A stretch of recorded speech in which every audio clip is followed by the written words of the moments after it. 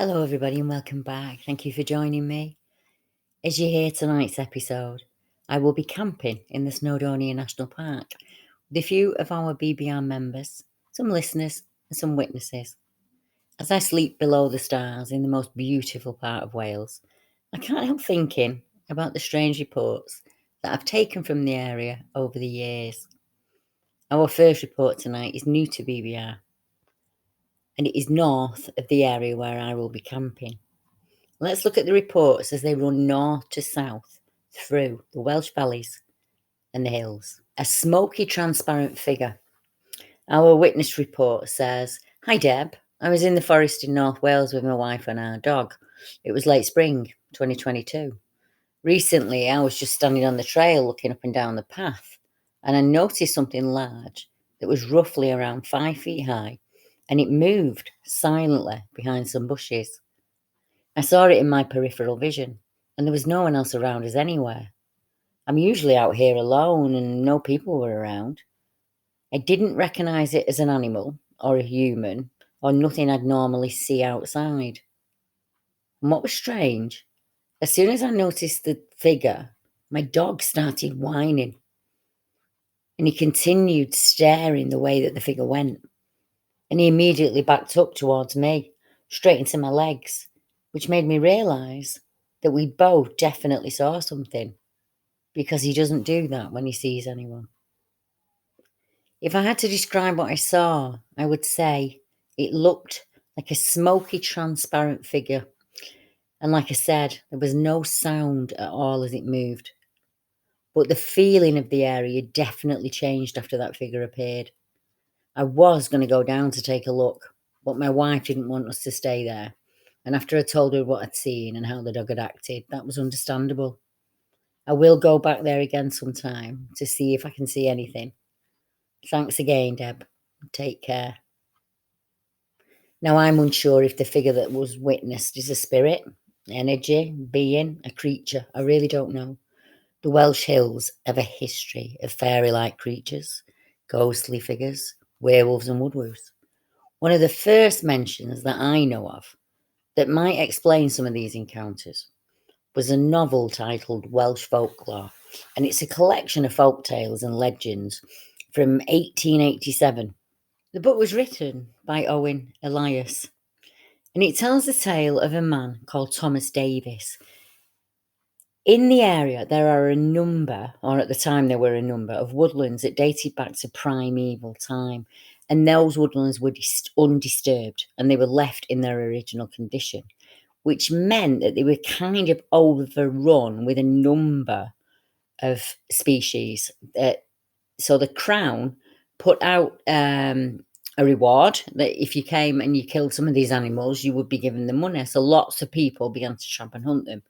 Thomas Davis was one of these trappers. So he's in the wood and he's looking for anywhere that he could see where the foxes had been, and he finds a den. And he realises by the outside of the den that there are small fox cubs in there. And there's a tree right above that den, and he decides to sit in the den and wait for the vixen to come out. And then he can get the vixen and all of the cubs, and the purse that he would get for that would be much bigger. So he sat in the tree waiting for darkness to arrive. Now, the woodland was close to the sea, and it was an area on the cliffs where some vessels would come to grief on that part of the coastline. So Mr. Davis is taking his seat and he's sitting opposite the fox's den when he starts to hear a horrible scream that's coming from the direction of the sea. And it's a long, drawn-out, ooh kind of noise. So Mr. Davis's attention is divided then between the fox den and the sea. But the sound's far off, so he just decided not to answer it, really. He just ignored it. Didn't leave his seat on the tree. But the cry of anguish every now and again would, make him tune back in. And it seemed to be approaching the area where Mr. Davis was sat. So sitting there, he listened to those awful sounds that were coming in intervals, but they were coming increasingly in his direction. Long, drawn-out wails with an ooh sound. Nothing he's ever heard before. And by this time, it's pitch black, so we can't see anything that's out there. And this ooh was only a few yards off by this time. And then they ceased. But that was worse than what was to come, because a horrible sight was presented to the frightened man. He saw before him a nude being with eyes burning like fire, and these glittering balls of fire were directed towards him. The awful being was only a dozen yards or so off now, and it crouched, and then it stood, and then it crouched, and then it stood. But never for a single instant did it take its eyes from the man. He would have fallen out of the tree, he said, if he hadn't held onto one of the boughs. Many times Mr. Davis thought that his last moment had come, for it seemed that the owner of those fiery eyes was about to spring upon him, and he did not want it to do so. So he closed his eyes. He kind of gained some courage and thought of firing at the horrible being, but his courage failed him and he sat there motionless, not knowing what his end might be. He closed his eyes to avoid the gaze, which seemed to burn into him, but this was a short relief. About 4 o'clock in the morning, he heard a cock crow at Pembroke Farm, and at the moment that cock crowed, he opened his eyes, and there was nothing there. Those balls of fire had gone. There was nothing before him. The distance between these two accounts is not very far at all. The distance in time is a couple of 100 years. Yet both men encountered a figure they could not describe in areas a short drive away along the coastal road. In our next report, we go inland to the rural areas, up in the hills, sheep country, just like my own. A strange little man dressed in green. Our witness is called George, and he contacted me probably about 4 or 5 years ago now. And he's often on YouTube, and he says, I'd like to report a strange experience that happened some time ago now, Deb.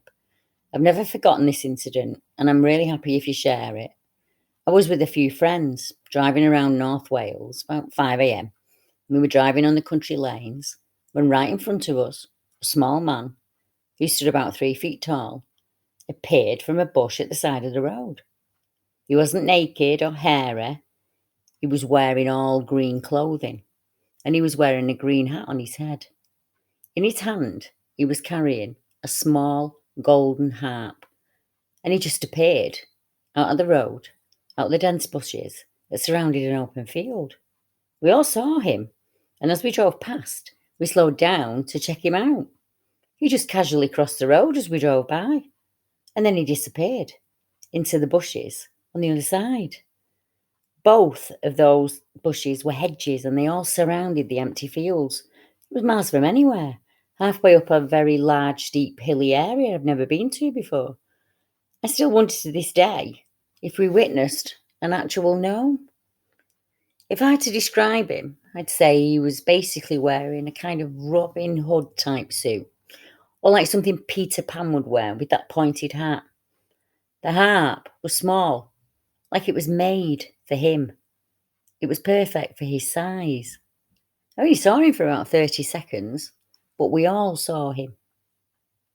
What a magical sighting. I would have absolutely loved that.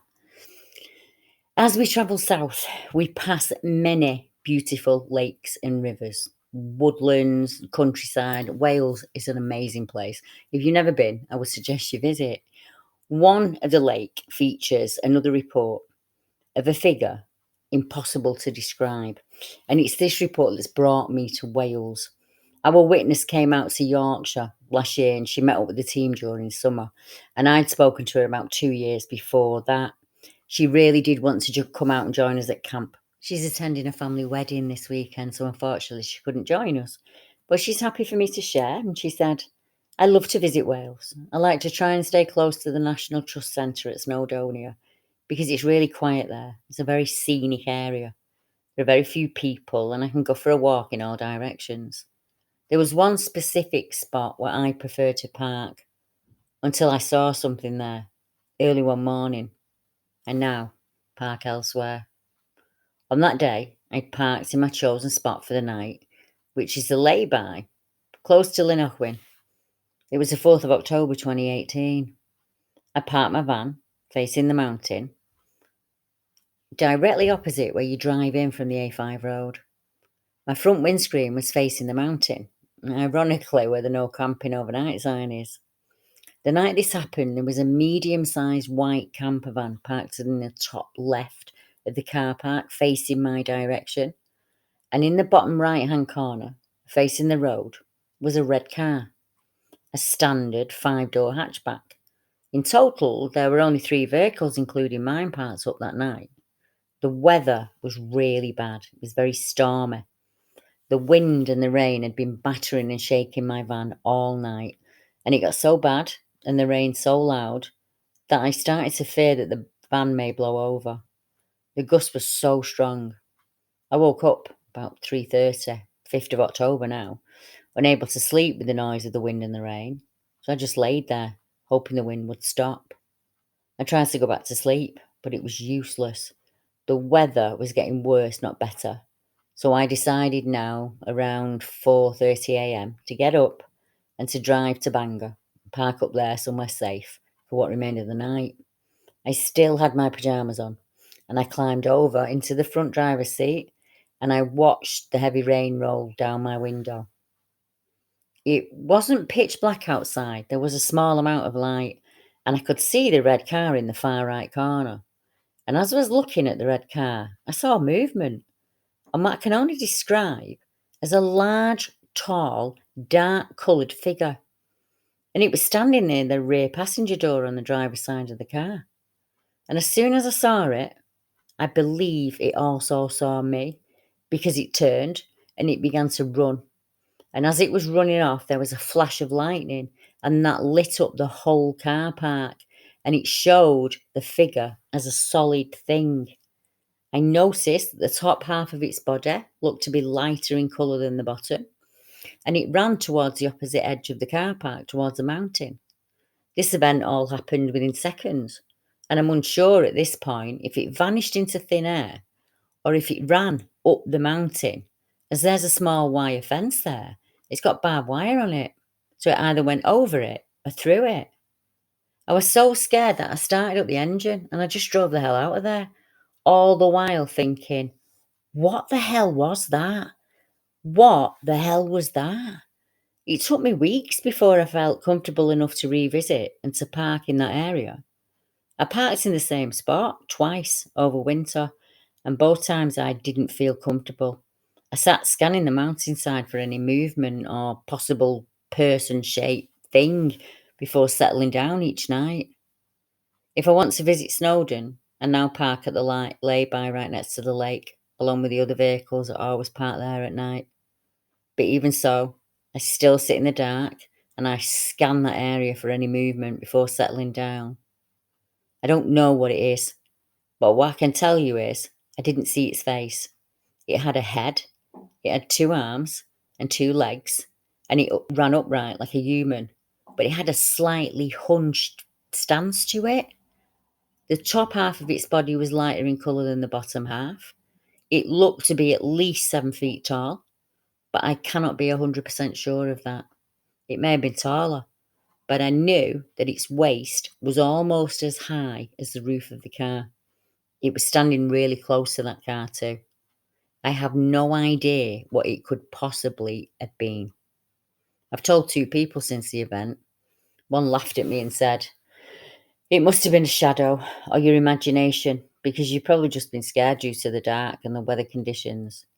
And I pointed out that actually I wasn't scared of anything, a shadow or otherwise, until I saw that figure. And the other person laughed when I mentioned it, and he had a stupid grin on his face when he said, you think it's Bigfoot, don't you?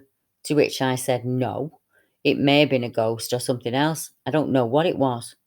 I've told nobody else since, because I can't deal with any more moronic comments.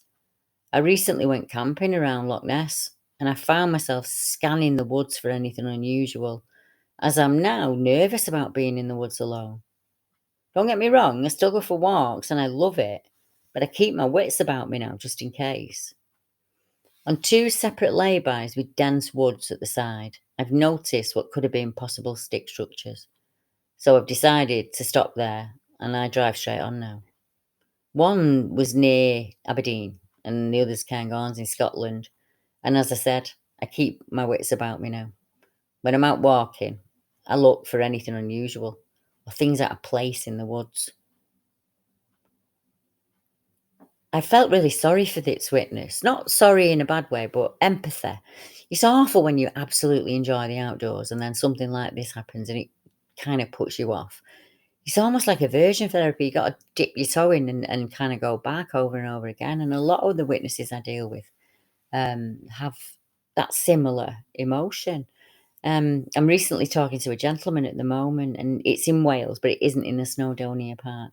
And he saw what you would describe as a werewolf. And he's a nature lover. He loved being out there, and he'd had an accident, and he couldn't go out for a long time. Unfortunately, a friend took him in, and that's when it happened. And I will bring that to you in another report later on. But as of yet, I've not mentioned the many large cat reports that come in from all across Wales. And don't even get me started on the bear reports. Now, the habitat is ideal, and the food sources and landmass are massive compared to other areas of the UK. So it should be of no surprise that when the cat sighting reports in Wales have come closer and closer to human habitation spots, more so than anywhere else in the country as a whole. In October of 2020, a gentleman named Jack Smith encountered a 4-foot-long wildcat while he was out trekking. Jax was visiting from his hometown in Leeds, and he talked of how he was frozen to the spot when he realised a puma was watching him. Jax, who's 28, was hiking in the Snowdonia Mountains when he noticed a cat measuring 4 feet in length, and that cat was following his movements. He was enjoying his sunrise trek, October 17th, and he'd stopped to have a drink and take off his jumper when he noticed something about 50 metres away. He said, "I was at Cribgoch. I was about to set off again, and I saw its feet. I rotated my head torch so the light would spread over a wider area. I saw 2 yellow dots, and the light reflected off its eyes. I knew it was not a marker as it moved its head, and I could then make out its silhouette. It was 3.5 feet tall, 4 feet long, and the legs were about 3 to 4 inches thick." Jack soon realised that that cat was watching him. He said, "I just froze. It was pitch black, and I was on my own, and I felt vulnerable, if I'm honest. I started very slowly trekking backwards. I did not take my eyes off the animal. I was only 45 yards away from it at that point, and it was still watching me. I turned and ran back to the car. After a minute, I got my laptop out, and I searched for what I thought it could be, and I'm pretty sure it was a puma." Jax did not take a picture of the animal, adding, "I've got to say that having proof of my experience was not the first thing I was thinking about. For anyone who asks why I didn't take a picture, then I would like to see how they would have reacted if they were in my shoes. I was concentrating on moving slowly and doing as little in the way of movement as possible. I would say that I was a skeptic before, and you will never believe it till you see it for yourself. But there's no doubt in my mind what I saw. As breeding populations increase and areas of habitat decrease, I think we will see more and more wildcats coming closer to us humans. Back in the 70s, when the big release happened, it'd be the Cairngorms or the Brecon Beacons where you'd hear of a report. You get to the 90s, the 2000s, it was farmers, still way out there, but, farmers, quite rural, that were reporting them. And hikers and wild campers and people like that, people out in the wilds. Now, we get reports in country parks, we get reports in back gardens. We all feed the birds in the UK. We're great with the wildlife, and that wildlife is protein to a cat. And I honestly believe that they are losing their fear of us humans. I've taken a number of reports up since COVID and this year where people have been walking dogs or riding horses, and the cat that they see is not frightened of them in any way. And it doesn't do the usual cat thing, which is to slink off. On some of these accounts, the cat actually approaches the dog walker, and that behaviour is incredibly worrying. If they're losing their fear of humans and humans are coming into more and more contact with them, I think we're going to hear more and more reports like these. Now, I'm often asked where I get my sighting reports from, and sometimes I'm accused of making them up and writing them myself. I don't mind that. Each witness I speak to knows I'm sharing their personal account. And if I'm honest, I can say hand on heart, I get sent so many reports and requests. I have hundreds that I have still not shared. And that's not an exaggeration. I have over 350 sitting in my drafts, just waiting to be read and shared. And you ask any podcaster who's worth their salt, and they will be the same. People do, once you share, people tend to open up and they share as well. So each report can dovetail into a number of other reports. Now, the reports from witnesses come from many places. The emails that are sent in or contact forms on the website. But we also have researchers that search forums, word of mouth. But I find that mostly when I tell people what I do in my spare time, rather than laugh, they actually open up about something that's happened to them. And each person I speak to usually has an experience of something supernatural, otherworldly, or paranormal. Now, this sighting report came in to one of the group members, and he was chatting with a TV researcher at the time. And the report came in from Tam in June of 2016, but it actually happened in Snowdon in 2006. And Tam said, I've been selected to appear on a well-known television game show in the UK. And one of the researchers rung me for a general chat. And she was asking questions for some background bio on me and my hobbies. And I mentioned that I'm into Bigfoot and cryptids. And you could hear in her voice that this lady thought it was a bit of a joke. And she asked me to explain it in more detail and what it entailed, and as researchers, what we were looking for. So I was telling her all about the different sightings accounts and the creatures' descriptions. And when I mentioned some of the accounts that had come in where people had seen Bigfoot and wild men, and I also mentioned some of the dogman accounts. And it was at this point the line went silent, and Tom said, I thought I'd been cut off, or that I'd scared her off completely. But she was still there on the line when I asked. When she finally spoke, her voice had changed, and you could hear that she was a little bit shook up.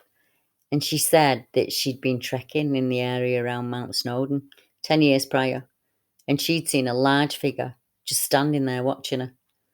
The lady I was chatting with described the creature she saw in her own words as, it was over 6 feet tall, and it was standing up on two legs, and it was a man, but he looked like a dog.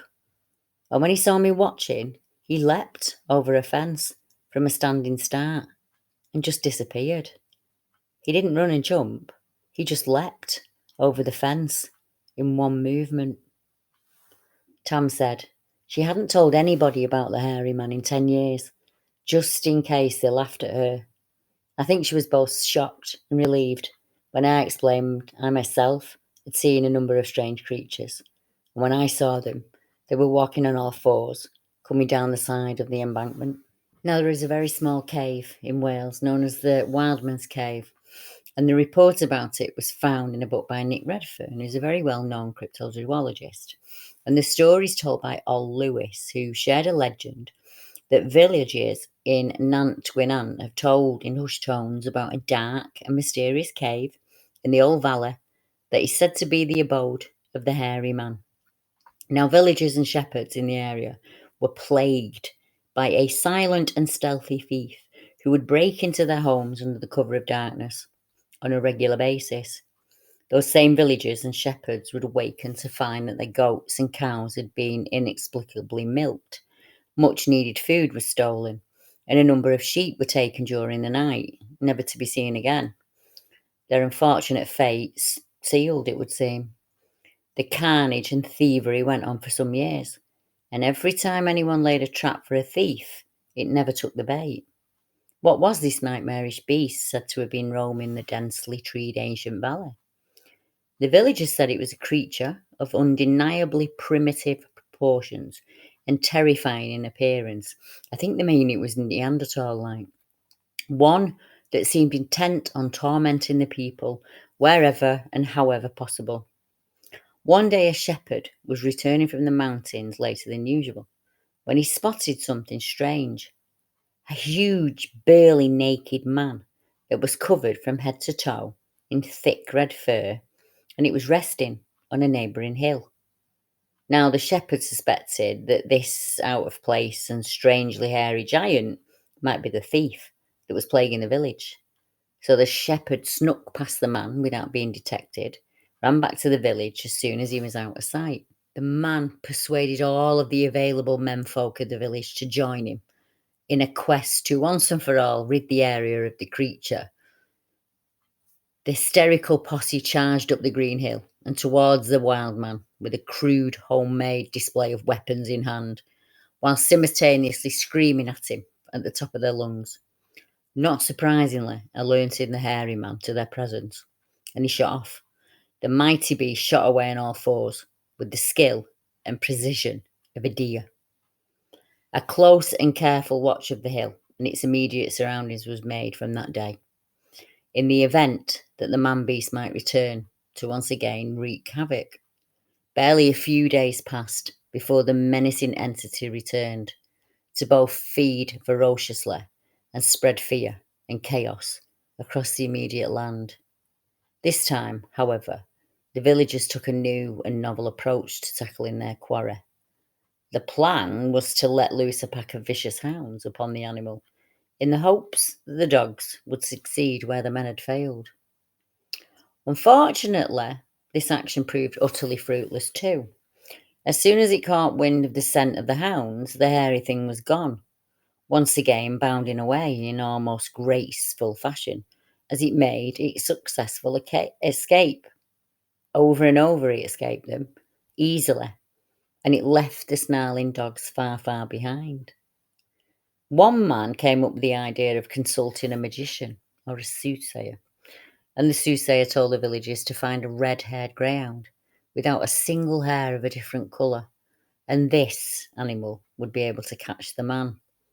After much searching and bartering within local towns and villages, the people found a dog that fitted the bill and proudly took him home. When the villagers next saw the hairy man, they were ready. They got out the red greyhound, and it was set loose to catch the hairy man. The hairy man escaped again by leaping down a small cliff. So, he fell upon one woman of the village to come up with a plan of attack to rid the area of this terrifying beast. In a time where animals were life and death to a village, the losses were really felt hard. One woman was so angered by her frequent losses, she decided to stay up every night and hide herself in the front room of a farmhouse, and she would wait for the hairy man to pay a visit. And sure enough, after a few weeks, the hairy man did pay a visit, and he paid a visit to the wrong house, and that lady was waiting with a hatchet. She remained hidden until the man had squeezed his bulky frame halfway through the window before she struck the hairy man with a hatchet, and the unexpected blow cleaved off the hairy man's hand in one blow, and he recoiled back out the window before the woman could smite him again with another whack. Now that brave woman dashed out of her door, hatchet in hand, ready to finish that man off. But by the time she'd gotten outside, he had fled. The wretched terror that had descended upon Nant Gwynant had finally reached its end, much to the overwhelming relief of the entire neighbourhood. When the village awoke the next day and the men learned what had happened, they followed the trail of blood that the hairy man had left behind to a cave beneath the waterfall. And as the big hairy man was never seen again, it was assumed by the villagers that he died in the cave. So the cave was named the Cave of the Hairy Man. This tale reminds me of the story of the wild man of the Derbyshire Peaks. He too was seen by several villagers and managed to escape every pursuer who tries to catch him. He left the area as it was presumed he was no longer seen by the villagers, although it is said that the light from his fires at night could be seen high up in the peaks. Our next report is from another farmer who believes that one animal he thinks is a puma has taken 10 of his sheep.